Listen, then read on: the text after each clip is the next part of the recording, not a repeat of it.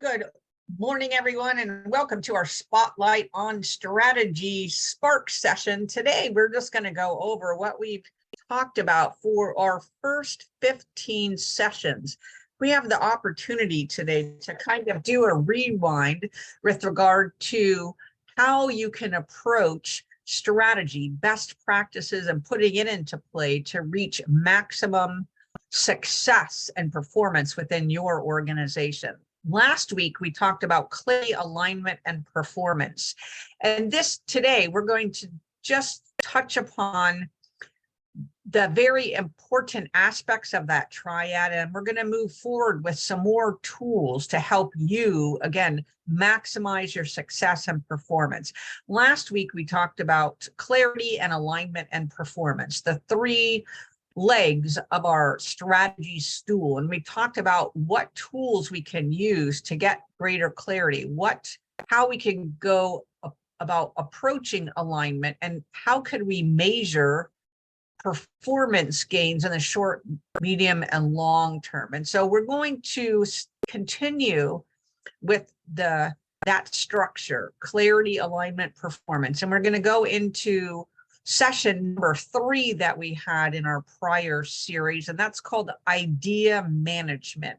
So as we're gaining clarity, that is not a one-time, one and done type scenario. What we're trying to do is make sure that we have a clear vision and clear stakes in the ground, how we want to go about operationalizing on that vision in the short, medium, and long term. It doesn't mean it's not going to change, and it doesn't mean that we're not going to use the information that we gain from the ecosystem to be able to update that. So idea management is phenomenal for really helping you flesh that out, right? So the mission and the vision is the why and the what.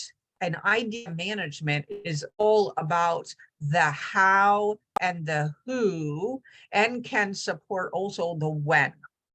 So idea management is going to help you create a funnel of innovation so that you're constantly pulling from your internal leaders and workforce, your decision analytics, or other intelligence tools that you've deployed across your enterprise.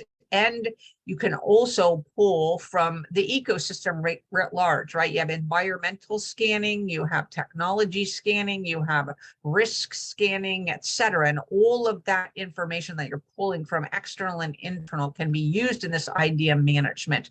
The intent is to actualize on your strategy and your strategic goals. But what it does is it helps you recognize if you put yourself in a box with regard to your upper limit on what you potentially achieve, right? So we have a vision, and when we go through the initial exercise of the supporting mission, the supporting strategic goals, the supporting objectives, and supporting initiatives, sometimes we're bound by the thought processes of the people in the room at that point in time. Idea management is to really bust through the box.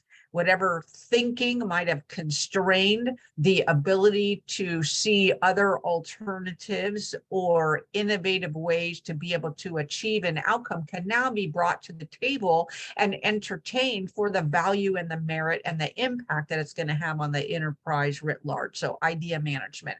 Strategic scaffolding is taking all of those ideas, racking and stacking them, prioritizing, and going through a decision-making framework so that you can understand if they're going to be, not if, but how they're going to be applicable to the strategic goals, initiatives, and objectives that you have on your radar for short, medium, and long term. And then do you operationalize those? So the strategic scaffolding, prioritization, decision management, analytics, creating a transparent and visible scorecard or dashboard so you could see what's on the horizon for you all to cherry pick from to be able to move into operations to help you achieve those strategic goals, outcome, results that you stated you were most important to you as you begin that planning cycle, or as you continue the planning cycle at the interval that you all have set for your enterprise and organizations.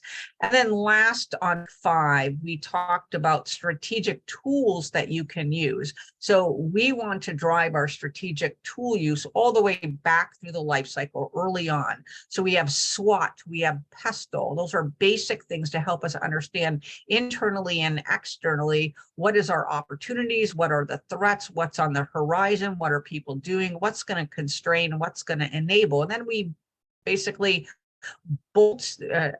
interweave, integrate those findings into our strategic planning processes to help us get potentially to the best outcomes and results that we can achieve given resourcing, people, funding, technology, process maturity, et cetera, at this point in time.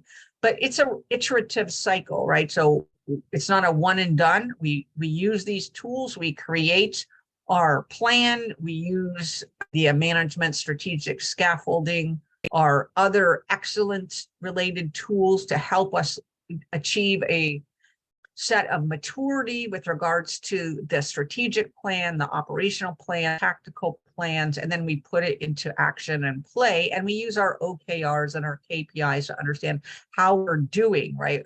The OKRs are forward leaning, staked in the ground, still quantitative, but also qualitative to help us make sure we're on the right path. KPIs, given the outcomes and results we've stated we wanted to achieve, how well are we doing against those at any set interval? So forward, leading indicators, quantitative, qualitative, balanced, so that you can understand the roadmap forward and you can understand the performance to date, and basically enabling you to pivot quickly in the case where those are not in alignment or not achieving the results and the outcomes that you had perceived they could.